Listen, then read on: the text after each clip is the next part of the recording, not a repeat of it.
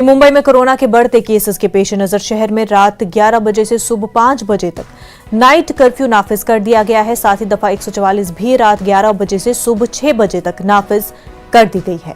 मुंबई के western express highway पर रात मुंबई पुलिस ने नाकाबंदी करके राहगीर से पूछगछ की कि इतनी रात कहां जा रहे हैं। अगर कोई गैर जरूरी तौर पर घूम रहा है तो ऐसे लोगों के खिलाफ भी कार्रवाई की जा रही है। मुंबई में कोरोना मुतासरीन की तादाद 20,000 के करीब पहुंच चुकी है।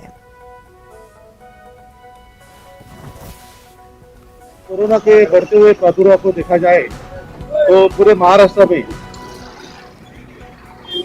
ये लॉकडाउन का बढ़ाया गया है और उसमें सख्त अमलजारी करने के लिए हमारे माननीय पुलिस उपायुक्त परिमंडल 10 इन्होंने डीसीपी साहब ने हमको आदेश दिया। उस आदेश के हिसाब से अंधेरी पुलिस स्टेशन के अंतर्गत यहाँ गुंदौली में नाकाबंदी लगाई गई है। इस नाकाबंदी में जो लोग बिना इजाजत या जरूरत न होते हुए यहाँ वहाँ घूमते उनके ऊपर कार्रवाई करने की हमने तरजीह रखी है। तेलंगाना और आंध्र